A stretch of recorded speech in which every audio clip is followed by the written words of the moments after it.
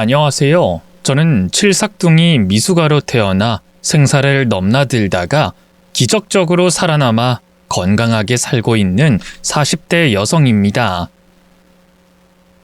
아기 때 의사 선생님이 가망이 없을 것 같아 부모님께 마음의 준비를 하라고 했는데 진짜 기적이 일어나 살아났다고 합니다. 늦둥이이자 몸이 약하게 태어났으니 부모님은 저에게 아낌없는 사랑과 아낌없이 먹여주셨어요. 그래서 유년 시절에 포동포동하게 살이 올랐고 또래보다 훨씬 크고 건강했답니다. 어릴 적 사진을 보면 미숙아로 태어났다는 걸 절대 알 수 없을 정도로 컸어요. 엄마 아빠는 할아버지의 유산으로 사업을 해서 재산을 크게 불리셔 막대한 부를 가지신 분들이었어요. 몇 년 전부터 금수저, 은수저라는 말이 나돌고 있는데 제 상황을 굳이 수저로 따진다면 금수저에 속했답니다. 저는 본능인지 이 부모님이 습관을 들여서 그런 건진 모르겠지만 먹을 것에 집착이 심했어요. 그래서 초중고 시절에 가장 뚱뚱한 학생으로 지냈습니다. 성인이 되고 대학에 들어가면서 다이어트를 여러 번 시도해봤지만 식탐이 많았던 저는 운동을 하나만 하였습니다. 3살 버릇 80 간다더니 어릴 적 식탐은 쉽게 사라지지 않았습니다. 그래서 운동을 그만두기 일쑤였고 맛집을 찾아다니는 취미를 즐겼습니다. 제 체형이 뚱뚱하긴 하지만 병원에서는 크게 문제가 되는 것이 없다 하니 이대로 살아도 된다는 자기 합리화를 하고 지냈죠. 대학 다니던 시절에는 남자 한 명도 사귀지 못했어요. 제 외모가 뚱뚱하고 예쁘지 않으니 아주 당연한 일이었죠. 대학을 졸업하고 부모님 밑에서 일을 하려는데 아빠가 사업을 정리하셨어요. 막대한 돈을 벌어들이셔서 더는 일을 하지 않겠다고 회사를 매각시켰답니다. 그리고는 건물 몇 채를 마련하셔서 임대료만 받으시며 생활하셨고 여러 중소기업에 투자 일을 하시며 돈을 버셨어요. 그래서 저는 대학 전공에 맞춰서 취직을 했습니다. 그런데 일을 다니며 심적으로 조금 괴로웠어요. 남직원들은 뒤에서 돼지, 뚱땡이라고 소곤거리며 조롱했고 여직원들은 대놓고 살 빼라는 소리를 심하게 했답니다. 제가 영업을 뛰는 것도 아니고 사람을 만나 처리하는 업무가 아닌 하루 종일 앉아서 디자인과 영상 편집과 같은 일을 했는데 말이죠. 저의 살이 회사 이미지를 실추시키는 것도 아닌데 앞이나 뒤에서나 말들이 참 많았답니다. 그런데 말입니다. 이 사람들이 참 웃기더군요. 저희 부모님의 재력이 어떻게 소문이 난 건진 모르겠지만 그걸 가지고 제 앞에서 욕하던 사람이 아부를 떨더군요. 이 사회생활을 하면 할수록 일은 즐겁고 배울 게 많았지만 사람들에게는 실망만 했습니다. 여하튼 저희 부모님 재력이 소문나자 여기저기서 대쉬가 들어오기도 했고 소개팅을 해주겠다는 사람들이 끊이지 않았어요. 회사 전무님은 자신의 아들을 친히 소개해주겠다며 노골적으로 초대 문자를 보내더군요. 부모님이 아니었으면 저는 그저 그런 사람이나 뚱땡이로 낙인 찍혀서 무시만 받고 살았을 겁니다. 여하튼 제 부모님을 보고 달려드는 남자들은 싹 걷어냈어요. 제가 아무리 뚱뚱하고 못났어도 시커먼 속내로 다가오는 남자들을 받아줄 마음은 추호도 없었으니까요. 그렇게 한 회사에서 1년을 보냈고 다른 곳으로 이직했습니다. 직원들이 서로 이름 뒤에 님자를 쓰며 존중하고 함부로 말하지 않는 규칙이 있는 회사였죠. 새 회사는 아무도 저의 외모로 왈가왈부하지 않았고 모두 친절했습니다. 이런 회사가 존재하고 있는 게 신기하고 감사했죠. 그렇게 몇 년 그 회사에 몸담고 있었는데 부모님에게 큰 사고가 생겼습니다. 남해로 여행 가셨던 부모님이 배를 타고 자연을 즐기는 도중에 갑작스러운 비와 바람에 휩쓸려 버렸습니다. 이 사고 소식을 듣고 바로 남해로 향했고 인양된 배와 숨진 사람들이 보였어요. 부모님도 거기에 포함됐죠. 저는 부모님을 한날 한시에 잃었습니다. 누구의 잘못도 아니고 자연재해이니 누굴 원망할 수도 없었습니다. 부모님 장례를 치르고 회사 생활을 계속해 보려고 했는데 도무지 마음이 무겁고 쓰라려서 일하지 못하겠더라고요. 그래서 퇴사를 결정했고 한동안 쉬었습니다. 그러다 인터넷 카페에 가족을 잃은 사람들의 모임이 있었는데 거기에 가서 공감도 하고 위로를 주고받고 싶어서 찾아갔습니다. 다들 울상인 얼굴로 입장했지만 서로의 이야기를 들어주고 위로의 말을 전달하자 표정이 한층 밝아졌습니다. 저 역시 부모님을 잃은 사연을 앞에 나가서 이야기했고 다들 큰 목소리로 힘내라는 말씀을 해주셨어요. 그 순간 얼마나 편안하던지 자주 와서 이 사람들과 시간을 보내야겠다고 생각했어요. 그런데 그중 아주 딱 한 사람이 한 명 눈에 띄었어요. 가난한 집안에서 살고 있다는 제 또래 남자가 말하길 아버지가 평생 빚 갚는 데만 시간을 썼고 몸이 많이 망가져서 일하던 도중에 심정지로 세상을 떠났다고 하더군요. 지금은 어머니를 모시고 둘이 평범하게 산다는데 얼굴에 그늘이 매우 짙어 보였습니다. 사람들이 삼삼오오 모여 대화를 나눌 때 그 남자가 혼자 커피를 마시는 걸 보고 먼저 위로의 말을 전했습니다. 김정태 회원님, 아버님의 명복을 빌어요. 좋은 곳으로 가셨을 거예요. 아, 고맙습니다. 이희진 회원님. 부모님이 바다에서 사고로 돌아가셨다고 했죠? 그분들 역시 좋은 곳으로 가셨을 겁니다. 명복을 빌어요. 근데 희진 씨, 오늘 모임 끝나고 바쁘신가요? 아니요, 특별한 일 없습니다. 그럼 저랑 식사하시는 건 어때요? 사실 몇 번 이걸 신청하려고 했는데 기회가 없어서 말을 못했네요. 신청이라면 데이트 신청 말하는 건가요? 네, 맞아요. 희진 씨처럼 마음씨 따뜻한 여자분과 함께 데이트를 한다면 큰 영광일 것 같아요. 영광이라니요, 정태 씨. 제 외모를 보세요. 누가 먼저 만나자고 말을 하겠어요? 왜요? 체형 때문에요? 겉으로 드러나는 게 전부가 아닌 걸 모르는 사람들이나 그렇게 말하죠. 제가 보기엔 희진 씨의 마음이 바다처럼 넓어서 체형도 그렇게 표현이 된 것 같습니다. 아무튼 모임 끝나고 저랑 데이트해요. 저에게 데이트 신청을 한 사람은 그가 처음이었어요. 이전에 부모님의 재력 때문에 들이대는 남자들은 있었지만 조건 없이 예쁘게 봐주는 사람은 난생 처음이었죠. 그래서 고마운 마음으로 그날 저녁에 데이트를 했고 매주 만나서 좋은 시간을 보내다가 정분이 나고 말았습니다. 남자친구는 기술공으로 출장 나가서 기계 수리를 해주는 일을 했어요. 성실하고 반듯하게 사는 청년이었죠. 그이가 일을 끝나고 나면 제가 그이 사무실 앞에서 기다렸습니다. 오늘도 힘들었지? 수고 많았어. 수고는 무슨, 다들 열심히 사는 거지. 근데 희진아, 매일 이렇게 기다려주는 게 고맙긴 한데 자기는 일 안 해? 나는 일을 하다가 쉬는 중이야.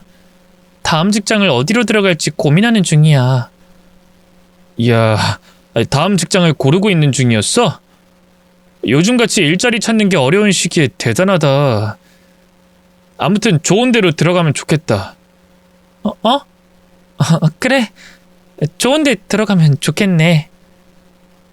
저는 부모님의 유산으로 투자 일을 하고 있었고 취직할 마음이 없었습니다.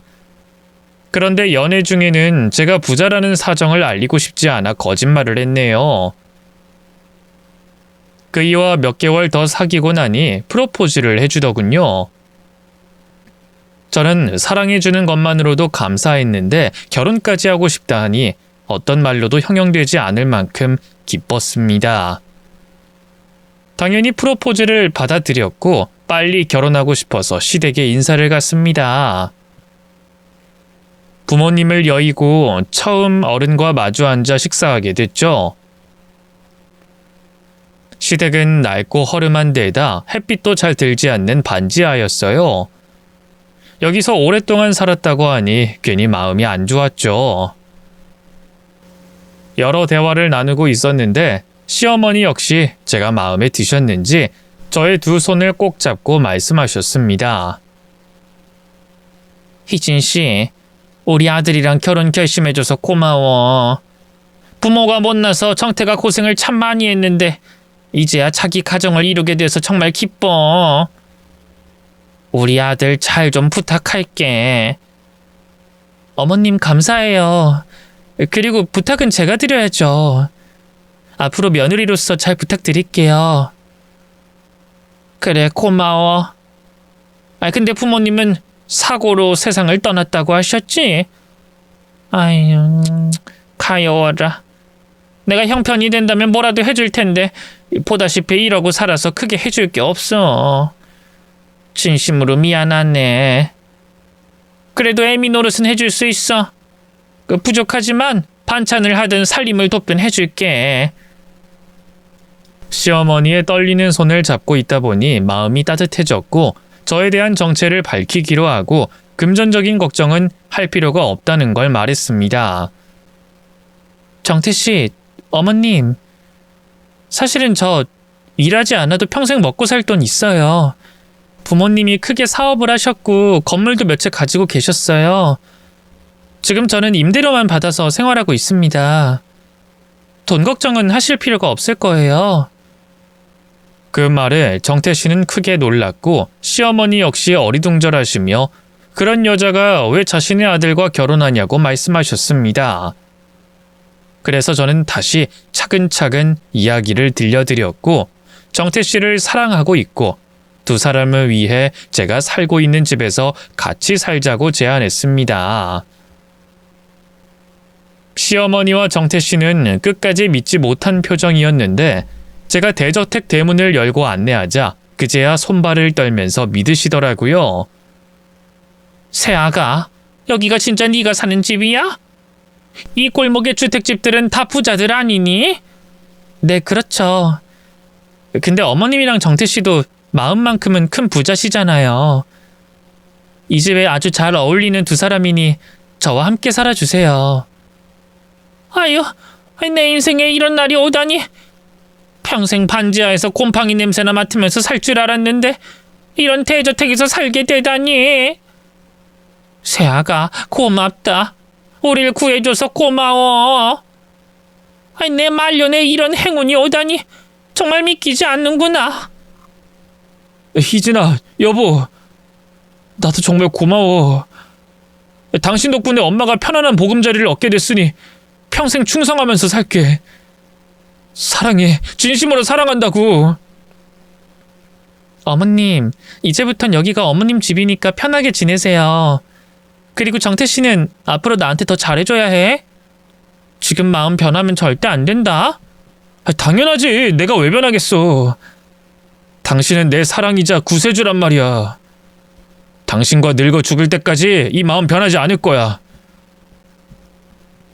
남편과 시어머니는 제 집에 들어와 지내기 시작했고 저와 그이는 결혼식을 생략했습니다. 제가 비어있을 혼주석을 보면 가슴이 많이 아플 것 같아 나중에 마음의 준비가 되면 천천히 결혼식을 올리기로 했답니다.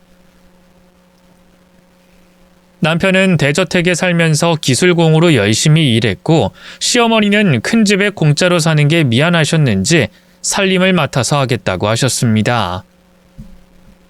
저는 투자 때문에 미팅하는 게 일이어서 자주 지방과 도시를 오가며 바쁘게 지냈고요. 1년하고 6개월의 시간이 지나자 저는 건강한 아들을 출산했어요. 한 집안의 3대가 함께 살게 됐죠. 시어머니한테 적지 않은 용돈을 매달 드렸는데 아들을 낳고 육아를 도와주셔서 더 많은 용돈과 수고비를 챙겨드렸습니다. 그런데 제가 아들을 낳게 되면서 시어머니와 남편의 성격이 변하기 시작했어요. 성실하던 남편은 언젠가부터 출근 시간이 됐는데도 일어나지 않더라고요. 여보, 일어나야지. 출근 안 해? 이가 왜 안 하던 늦장을 피우는 거야? 나 출근 안 해. 어제 관뒀어. 회사 때려치웠다고. 뭐? 갑자기 왜? 회사가 망하기로 한 거야? 아니, 그냥 힘들어서. 나한테 휴식이 필요해서 그만뒀어. 회사 그만두는 거 왜 혼자 결정했어? 나 당신 아내잖아. 도대체 무슨 일로 그만둔 거야? 당신이 떼부자인데 쥐꼬리만큼 받는 회사를 다닐 필요가 없다고 느꼈어. 여보, 잔소리 그만하고 나 사업하게 도와줘라. 뭐? 내가 부자니까 일을 그만뒀다고? 그것도 모자라 사업장을 차려달라는 거야? 당신 나랑 결혼한 게 돈 때문이야? 누가 그렇대? 그냥 이제 누릴 수 있는 건 누리고 살면 좋잖아. 언제까지 남들한테 굽실거리면서 살아야 해? 당신이 부자고 충분히 도와줄 수 있으니까 편하게 좀 살자. 에휴, 이 남자야. 당신이 노력해서 기술공까지 어렵게 올라갔으면 자부심을 가지고 계속 일을 해야지. 왜 나를 믿고 해보지도 않은 사업을 하겠다는 거야? 당신 너무 어린애 같아. 몰라. 이미 물은 엎질러졌으니까 사업 시켜주든지 백수로 집에서 놀게 하든지 마음대로 해. 나 한숨 더 잘 테니까 깨우지 마. 그이는 저와 한마디 상의도 없이 회사를 때려치우고 백수가 됐습니다. 그리고 시어머니는 제가 드리는 용돈을 살림에 쓰지 않고 치장하는 데 쏟아부었어요. 어머님, 옷을 또 사셨네요? 혹시 어제 드린 생활비로 사신 건 아니죠? 왜 아니겠냐? 내가 무슨 돈이 있다고 이런 옷을 사겠어? 네가 준 생활비로 산 거 맞다. 어머님, 제가 자주 쇼핑 시켜드리잖아요. 근데 생활비를 옷 사는 데 쓰셨어요? 왜? 난 사고 싶은 거 사면 안 되냐? 야, 너 돈도 많은데 이런 식으로 치사하게 나올 거야? 그냥 생활비 한 번 더 주면 될 것을 왜 따지고 그러는 거야? 시어머니는 머리도 청담동에 가서 하셨고 피부과에 가서 비싼 관리를 받으셨습니다. 제가 같이 살자고 했다고 이런 식으로 다 지원해 주겠다는 건 아니었는데 크게 착각하신 것 같았어요. 왜 그런 말 있죠? 호의가 계속되면 권리로 안다는 말이요. 제가 남편과 시어머니한테 호의를 많이 베푸니 그게 당연히 누려야 할 권리로 착각하신 것 같았습니다. 그래서 저는 생활비와 용돈을 일체 드리지 않고 끊어버렸어요. 회사를 그만둔 남편에게도 절대 한 푼의 돈도 주지 않았습니다. 육아는 제가 하거나 돌봄 이모님을 불러서 아들을 돌보게 했어요. 그렇게 2달 지나자 시어머니와 남편이 정신을 차렸는지 예전 모습으로 돌아왔습니다. 새아가, 생활비 다시 주면 안 되겠니? 나 그동안 반성 많이 했다. 아무리 네가 부자여도 그런 식으로 돈을 막 쓰는 건 안 될 일이었어.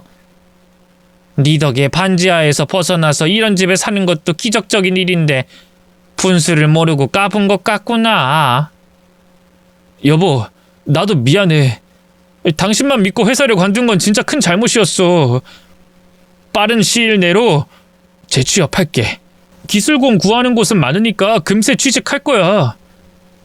2사람이 다시 정신이 든 것 같아서 다행이에요. 저도 생활비를 싹 끊어버린 건 죄송하게 생각합니다. 2사람이 제 호의를 권리로 아시는 것 같아서요. 서운하셨어도 이해해 주세요. 그러자 시어머니가 다시 한번 미안하다고 사과하며 제 손을 잡아주셨습니다. 아이, 당연하지, 새아가. 네가 우리의 복덩이인데 그걸 당연하게 생각했구나. 미안하다, 미안해. 이 늙은이 허파에 바람이 들어가 바보 같은 행동을 했어. 앞으로는 절대 실망시키지 않으마. 네, 어머님. 이렇게 시인해 주시니 감사합니다. 그리고 여보, 당신 재취업하지 마. 그렇게 하고 싶다는 사업 해봐. 정말? 여보, 고마워. 나 정말 열심히 할게. 우리 아들 생각하면서 책임감 있게 열심히 일할게. 그렇게 좋아? 아무튼 만만하게 생각하지 말고 최선을 다해봐. 제가 한두 달 호의를 멈추자 두 모자는 이전 모습으로 돌아왔고 남편에게 사업을 지원해줘도 좋을 것 같아 큰맘 먹고 사무실을 차려줬습니다. 그런데 그이의 사업은 몇 달이 지나도 진전이 없었어요. 매일 스트레스 때문에 소주를 많이 마시고 들어왔죠. 그래서 남편 몰래 제가 인맥이 닿는 거래처에 손을 뻗어서 남편 사업의 거래처가 되어달라고 부탁을 하러 다녔습니다. 아무것도 모르는 남편은 스스로 성공한 줄 알고 매우 기뻐했습니다. 저의 비밀스러운 외조의 결과였죠. 남편은 자신감이 솟구쳤고 시어머니 역시 자신 아들이 성공의 길을 걷고 있자 매우 기뻐하셨습니다. 그런데 또 부작용으로 두 사람은 자만하고 교만해지기 시작했어요. 우리 아들은 누구한테 도움받지 않아도 성공할 애였어. 며느리 너 말이야. 우리 아들 잘된 걸 네 덕으로 생각하고 행동하면 안 된다. 네가 사업자금 대준 걸로 생색내지 말라고. 알아듣겠니? 어머님, 저 생색 같은 거 안 냈어요. 남편이 잘된 거면 저도 잘된 일이니 기분이 좋기만 하다고요. 그래. 그리고 내 아들처럼 멀쩡한 애가 너 같은 뚱땡이랑 결혼해준 것도 고마운 줄 알아라. 내 아들 아니었으면 네가 시집이라도 갔겠냐? 어머님, 말씀이 심하시네요? 이제 어머님 아들이 사업이 좀 돌아간다고 바로 저를 깎아내리는 막말을 하시는 거예요? 며느리한테 뚱땡이라뇨? 내가 뭐 틀린 말 한 것도 아니잖아. 아니, 넌 어떻게 된 게 몸매가 한결같냐? 살 뺄 생각은 안 하는 거니? 어머님, 언젠 제 외모가 푸근하고 좋다면서요. 그런데 이젠 제 외모 지적을 하시는 거예요? 무슨 말을 못해요. 야, 그럼 내 아들하고 결혼할 애한테 돼지라고 욕을 하리? 눈치가 있으면 알아서 다이어트 좀 하고 그래야지. 허구한 날 처먹기만 하니 그 모양인 거 아니야? 어머님, 잘 알겠습니다. 무슨 말씀인지 알아들었다고요. 그러니까 그만하세요. 네가 뭔데 그만하라 말아야. 돼지 같은 몸뚱아리 보기 지겨우니까 살 좀 빼라. 시어머니는 남편이 사업으로 승승장구하자 남편 카드로 치장을 했고 하고 싶은 막말을 저에게 실컷 하셨어요. 그리고 남편도 돈 좀 벌더니 크게 엇나가기 시작했습니다. 제 개인 운전기사한테 미행을 붙여서 뭘 하고 다니는지 알아봤는데 바람을 피우고 있더라고요.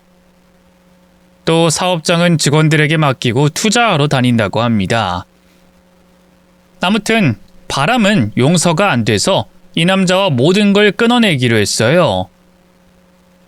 운전기사님이 증거가 담긴 핸드폰을 넘겨주셨고 그걸 가지고 이혼하기로 마음먹었습니다. 이혼 서류를 가지고 집에 들어갔는데 시모자의 대화 소리가 들렸어요. 시모방에서 두 모자의 목소리가 명확히 들렸습니다. 엄마, 나 이혼할까? 돼지년이랑 사는 거 지겨워 죽겠어. 야, 아직은 안 돼. 뜯어먹을 게 남았는데 더 뜯어먹어야지. 우리 계획을 잊은 거냐?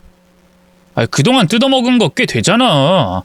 사업장도 그렇고 그동안 생활비나 용돈으로 엄청 받아왔잖아.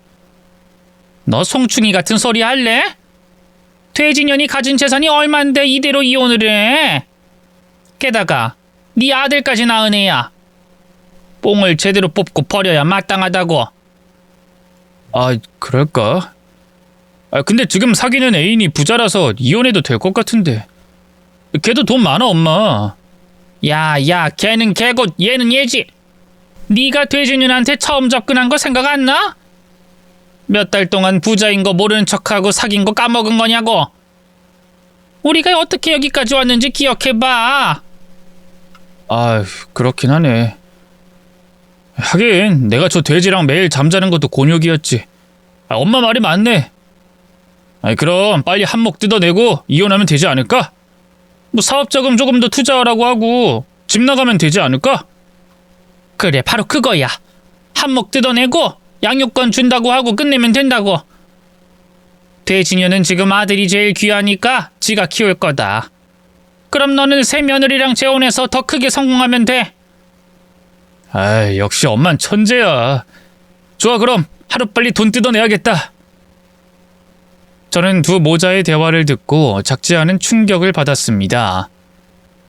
이 모임에서 저를 만난 것부터 데이트와 연애 모두 진심이 아니었어요.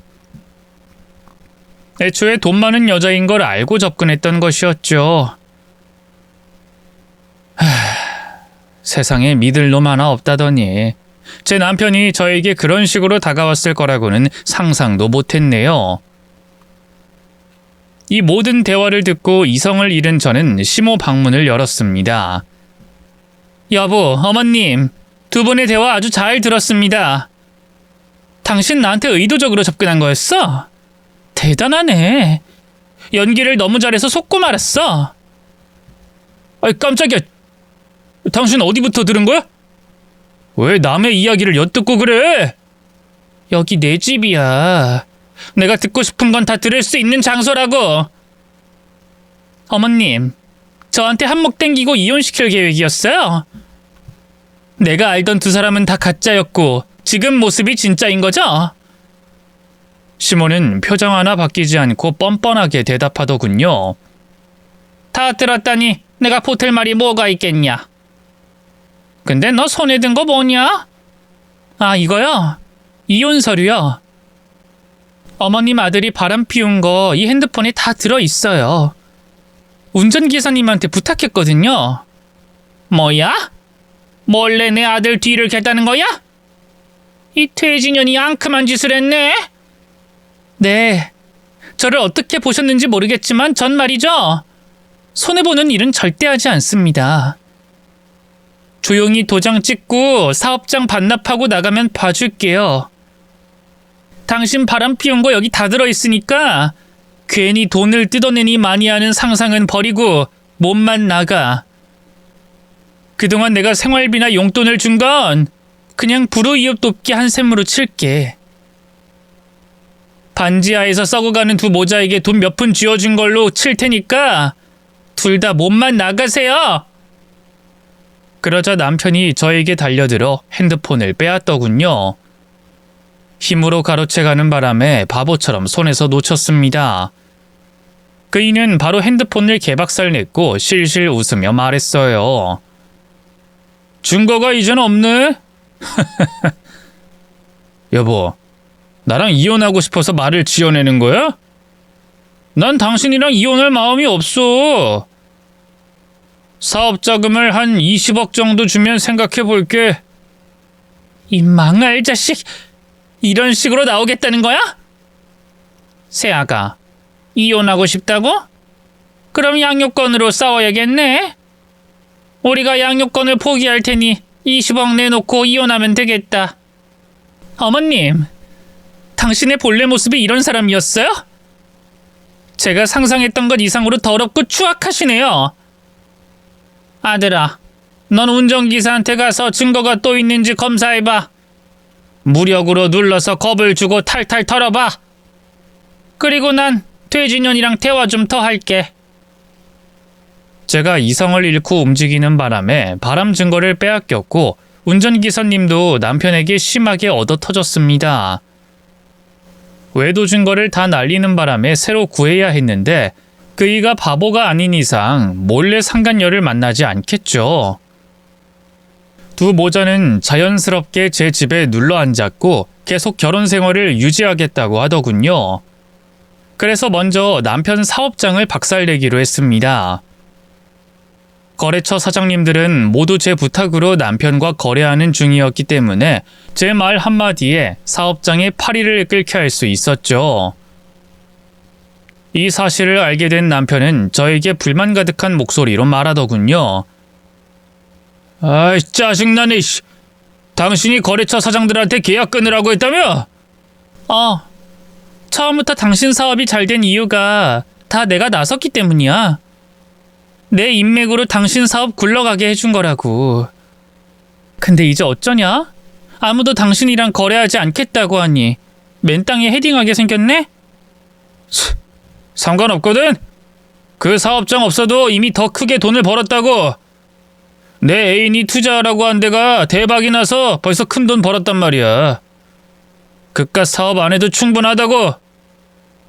그렇게 대박이 났으면 그냥 이혼하고 나가면 되잖아. 왜 버티고 있는 거야? 난 이혼할 마음 없어. 당신이 20억 주면 이혼 생각해볼게.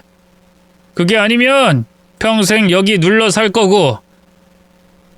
애인도 몰래 만날 거야. 진짜 가지가지 한다. 심호자는 제 집에서 나가지 않고 버텼고 저는 이것들을 쫓아내려고 이것저것 준비하고 있었어요. 확실해지기 전까지는 쫓아내지 않기로 했답니다. 어떤 이유인지는 뒤에 공개하겠습니다. 그런 와중에 남편과 시모는 돈 타령을 하면서 이혼을 요구했어요. 여보, 이혼하고 싶지? 바람난 내가 꼴 보기 싫지 않아? 아이, 그럼 20억만 줘. 그거 먹고 떨어질게. 다시는 내 아들 보러 오지도 않고 얼씬도 않을 테니까 돈만 주면 나갈게. 그래, 새아가. 우리 얼굴 보기 싫을 텐데 뭐하러 버티고 그러니? 20억만 줘. 그것만 받으면 조용히 사라져 줄게. 어머님, 여보, 둘 다 너무하는 거 아니야? 위자료는 내가 요구해야 하는데 나더러 20억을 달라고? 썩어가는 반지하에서 살던 두 사람을 건져줬더니 이런 식으로 갚아야겠어? 심호자는 제 말을 듣고 피식하고 비웃더니 방으로 들어가 버리더군요. 정말 기가 막히고 어처구니가 없었죠. 제가 얼마나 만만했으면 이런 짓을 벌이는지 모르겠더라고요. 이에 저는 며칠 동안 마음의 준비를 했고 결정을 내리기로 했습니다. 심호자를 거실로 불러 말했어요. 어머님, 새로 집을 마련했다고 하셨죠? 그래. 내 새 며느리 될 애가 투자하라고 해서 했더니 큰 돈을 벌었다. 내 아들도 마찬가지고. 그런데도 20억이 필요하세요? 야, 너 같은 돼지년이랑 같이 살다 못해 애까지 싸질렀는데 그 정도는 받아야 하지 않겠냐? 너 애기가 저절로 생긴 걸로 생각하니? 저는 이제 모든 것이 확실해져서 두 사람에게 통보했습니다. 준비하던 게 끝나서 이혼을 결정했답니다. 좋아요. 달라는 대로 다 줄 테니까 그만 나가주세요. 어머님 집으로 들어가서 지내세요. 곧 현금 마련해서 드리도록 하겠습니다. 뭐야? 너 지금 우리한테 20억을 주겠다는 말을 하는 거냐? 네. 그 돈 주면 나가겠다면서요. 그러니 어쩌겠어요. 뭐 손해봐도 두 사람이랑 계속 같이 살고 싶지 않으니 정리해야죠. 돈 준비되면 연락드릴 테니까 지금 바로 나가주세요. 너 말은 그렇게 하고 괜히 소송하고 그러는 거 아니겠지? 네가 소송하면 우리도 대형 로펌 변호사들을 찾아갈 거야. 길고 긴 싸움을 할 거라고. 내 말의 뜻 알겠냐? 그래요, 다 알아들었어요. 그러니까 어머님 아들 데리고 조용히 나가주세요. 그러자 시어머니는 바로 옷을 챙겨 입었고 남편도 깔깔거리며 웃으며 나갈 채비를 하더군요. 여보, 너무 서운하게 생각하지 마. 내가 당신이랑 사는 게 엄청 힘들었거든. 뚱땡이랑 침대에서 그 짓 할 때 얼마나 치욕스러웠는지 말로 다 표현이 안 된다고. 아무튼 결정 잘했어. 그럼 아들 잘 키워봐. 엄마랑 나는 그만 당신 인생에서 사라져 줄게. 심호전은 저한테 20억을 받을 걸 약속받고 제 집에서 퇴장했습니다. 그리고 저는 며칠 동안 두 사람에게 줄 것을 준비했답니다. 준비된 그것을 시댁에 깜짝 선물을 퀵으로 보냈어요. 두 사람은 선물이 아주 마음에 들었는지 1시간 만에 제 집으로 찾아왔습니다. 대문 앞에 가봤더니 시어머니가 남편의 머리채를 잡고 있더군요. 새아가, 내가 이 멍청한 놈 때문에 실수를 했다. 일단 문 좀 열어주렴. 우리 대화로 풀자. 제 선물이 마음에 안 드셨어요? 그거 받으면 먹고 떨어질 줄 알았는데. 제가 그거 모으려고 여기저기 사람 시켜서 어렵게 모았다고요. 아유, 왜 그러니, 아가. 우리 대화로 풀자. 차근차근히 오해를 풀어보자고. 그래요. 일단 들어오세요. 저는 대문을 열어줬고 시모는 여전히 남편의 머리채를 잡고 집 안으로 끌고 들어왔습니다. 두 모자는 거실 바닥에 발을 딛자마자 무릎을 꿇었습니다. 새아가, 우리도 속았다. 그년이 그런 년일 줄 몰랐어. 새 며느리의 정체에 많이 놀라셨죠? 어머님, 저 같은 돼지년이랑은 못 살겠다더니 밖에 나가자마자 이렇게 돌아오신 걸 보니 보기 안 좋네요. 게다가 무릎까지 꿇으시고. 새아가, 네가 고발한 거지? 사람들 시켜서 우리랑 그년 뒷조사를 한 거지? 우린 그년이 빌라 전세 사기꾼인 걸 몰랐다. 아무것도 모르고 돈도 투자하고 신분증도 빌려줬다고. 부동산 투자라고만 알고 투자한 거란 말이야. 네네. 그걸 경찰서 가서 똑같이 말해보세요. 두 모자는 빌라 전세 사기꾼 상간녀에게 이용당했던 겁니다. 그동안 있는 돈 없는 돈 끌어다가 투자를 했고 명의를 도용당해 빌라 수십 채의 주인이 됐던 거죠. 시간이 지나면 들통나고 잡혀갈 것이지만 제가 미리 조사를 했고 피해자들을 모아 고발장을 넣었답니다. 그래서 두 모자가 저를 찾아와 빌려온 것이었죠. 새아가, 우리 모자가 사기꾼이 되어 감옥에 들어가게 생겼는데 이건 아니지. 우린 너의 식구잖아. 네 아들이 내 손자인 건 모르니? 엊그제만 해도 돼지년 아들을 왜 키워주냐며 막말하던 사람이 이제 와서 손자라고요? 어머님, 자꾸 한 입으로 두 말 세 말 하니까 역겹네요. 미안하다. 내가 잘못했다, 새아가. 그 사기꾼년이 우리 명의로 전세를 사들였고 사기치고 튄 상황이야. 네가 알려주지 않았으면 더 늦게 알아차렸을 거다. 새아가, 네가 증언도 해주고 피해자들에게 전세금 돌려주고 우리를 살려주면 안 되겠냐? 너 가진 돈 많잖아. 이 정도 일을 해결할 능력 있잖니? 당연히 그만한 돈은 있죠. 근데 제가 왜 두 사람을 살려줘야 하죠? 바람 피운 것도 모자라 위자료 20억까지 받아 챙기려고 한 인간들한테 그런 자비를 왜 베풀어야 하냐고요. 어머님, 그냥 마음 비우시고 감옥 가세요. 아마 10년 정도는 살다 나올 겁니다. 아니다. 요즘 법이 강화돼서 더 오래 썩을지도 모르겠네요. 아무튼 다 끝났으니 그만 일어나세요.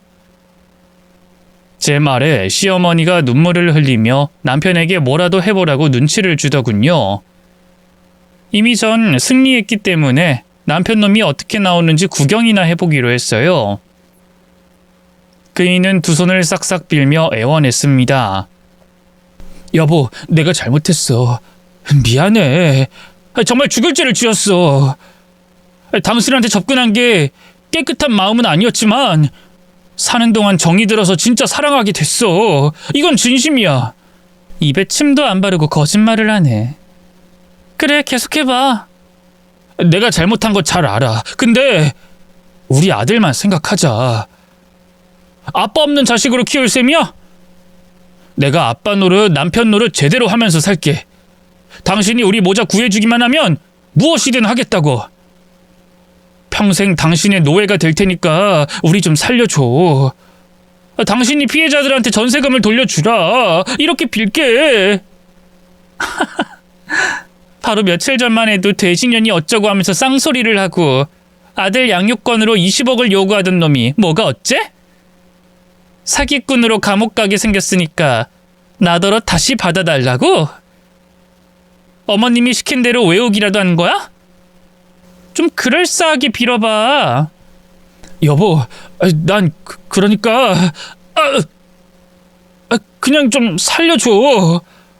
지금 나랑 엄마 둘 다 전세 사기꾼이 됐으니 나라도 구제해줘. 내 것만 갚아주고 엄마는 사기로 보내드려.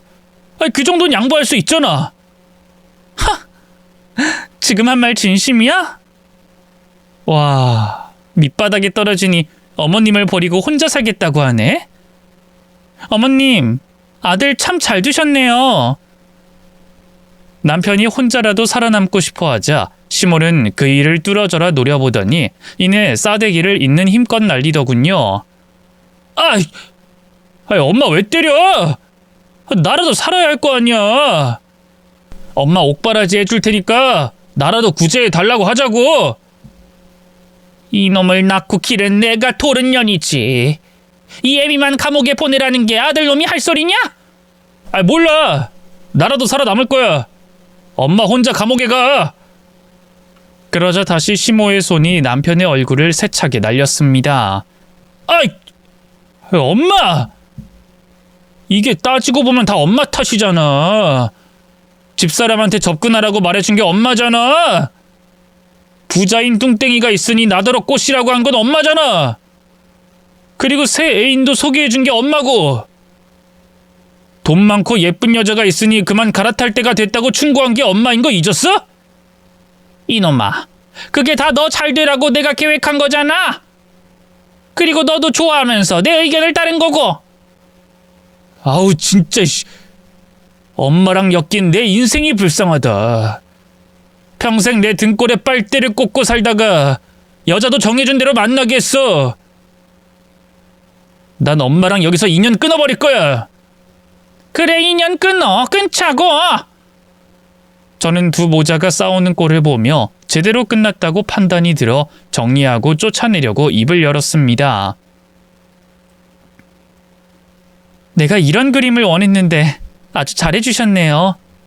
이제 만족합니다. 난 둘 다 도와줄 마음이 추호도 없어요. 그리고 이혼 소송에서 위자료까지 다 받아낼 겁니다. 이혼 위자료는 파산해도 사라지지 않는 거 아시죠? 그동안 나한테 기생해서 얻어 처먹은 돈이랑 정신적 손해배상 모두 계산해서 소장 보내드릴게요. 그럼 그만 나가주세요.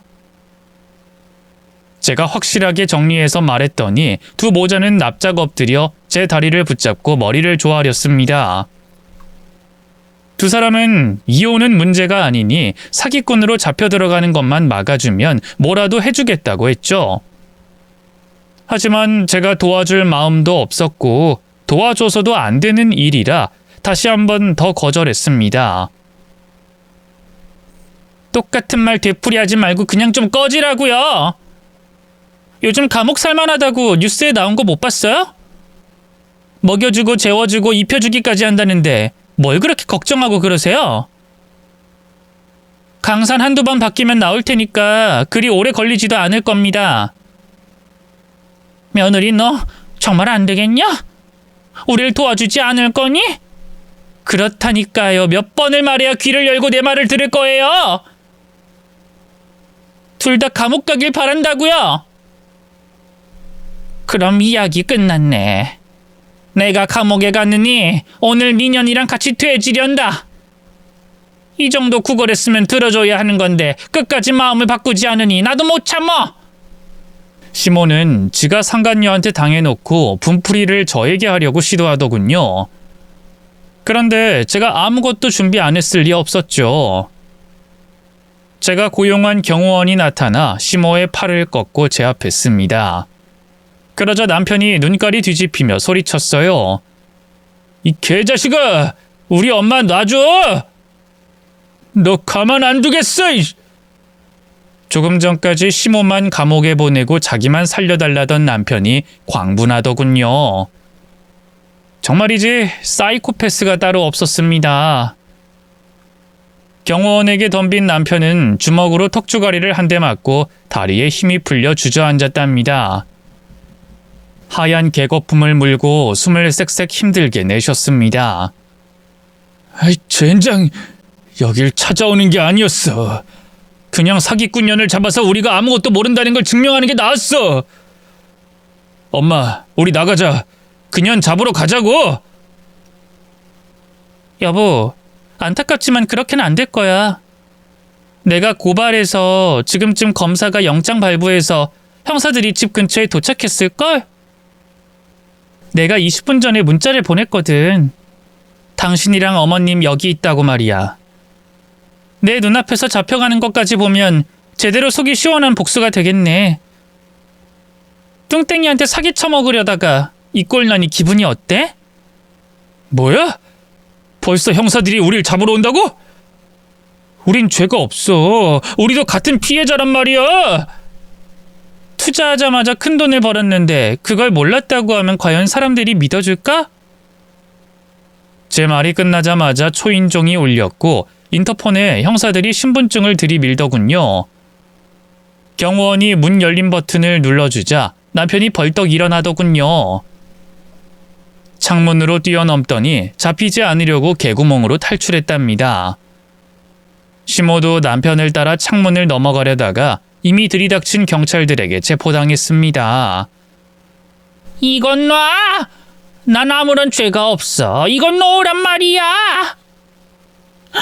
아들 새끼는 지 혼자 살겠다고 도망을 가다니. 내가 그런 놈을 낳고 미역국을 처먹었다니. 아유, 억울해. 형사들은 시모를 경찰차에 태워 잡아갔습니다. 한편 남편은 도망을 어디까지 갔는지 잡히지 않았답니다. 뭐 어차피 나중에 잡힐 것이 뻔하기 때문에 크게 신경 쓰지 않았습니다. 형사들은 시모를 구속시켰고 큰손인 상간녀도 곧 잡아들였답니다. 피해 금액이 100억 단위라고 하네요. 둘 다 재산을 압류당하고 피해자들에게 순차적으로 돌려줄 거라고 했습니다.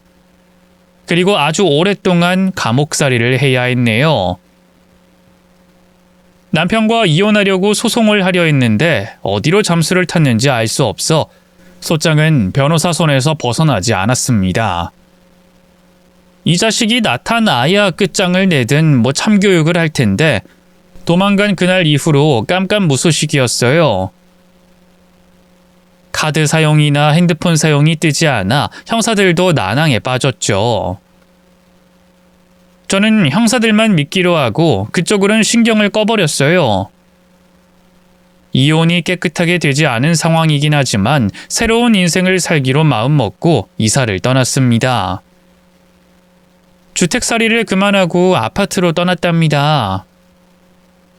아들을 돌봐줄 이모님도 2분이나 고용해서 낮 시간에 자유롭게 돌아다닐 수 있었어요. 제가 돼지라는 말을 많이 듣고 자라오기도 했고 변화하려고 작심삼일만 한 게 후회가 되어 다이어트를 해보기로 했습니다.